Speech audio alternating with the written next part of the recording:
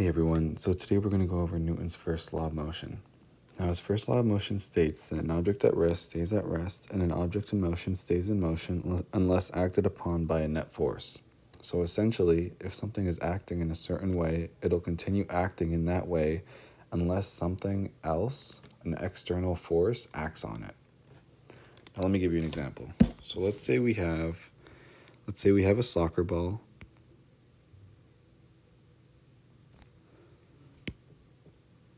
Let's say we have a soccer ball on the ground not moving. That soccer ball is not going to move. If nobody kicks it, it's going to stay where it is. But hypothetically, if someone were to kick it with a force of 100 newtons, the soccer ball would move. And if there was no friction, it would continue moving with the resultant force of being kicked by 100 newtons forever until it was finally acted upon by another force. That's Newton's first law. It would stay in motion until acted upon by a net force. Let me give you another example. Let's say you're in outer space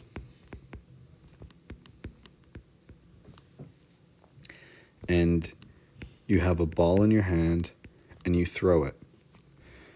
If you throw the ball, it'll continue to go in the direction it's thrown forever without stopping because there's no gravity in outer space, there's no friction in outer space. Once it's moving, an object in motion will stay in motion unless acted upon by an external force or by a net force. It'll continue moving in that direction forever. But if you're on Earth,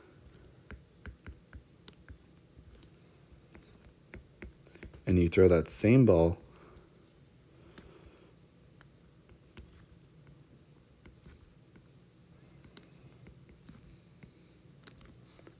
it'll eventually hit the ground. The reason it hits the ground is because on Earth, there's a force of gravity acting on it and it's pulling it downwards. So it's moving, but then the force acts on it, so it changes its path and eventually hits the ground because there is a net force acting on it. Now I'm going to give you some examples and tell me if there is a net force or if there is not a net force. So if there's a ball, say ball A, and it's moving at 20 meters per second.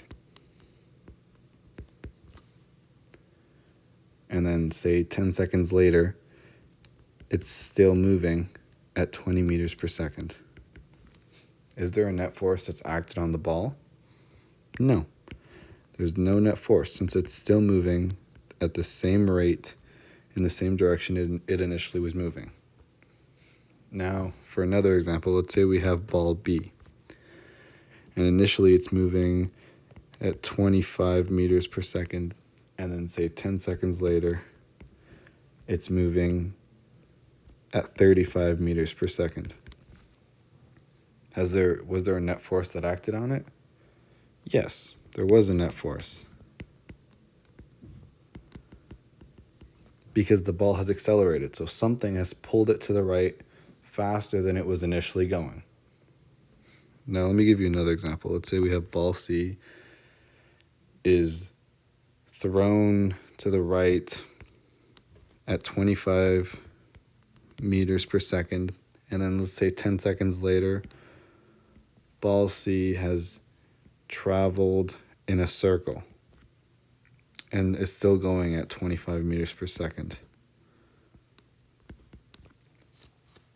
Was there a net force that acted on it?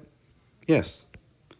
There was a net force because its direction has changed. So although its rate is going the same, although it's going at the same speed, its direction has changed, which means the net force has acted on it. So anytime there is acceleration, deceleration, or turning or change in direction, there is a net force acting on the ball.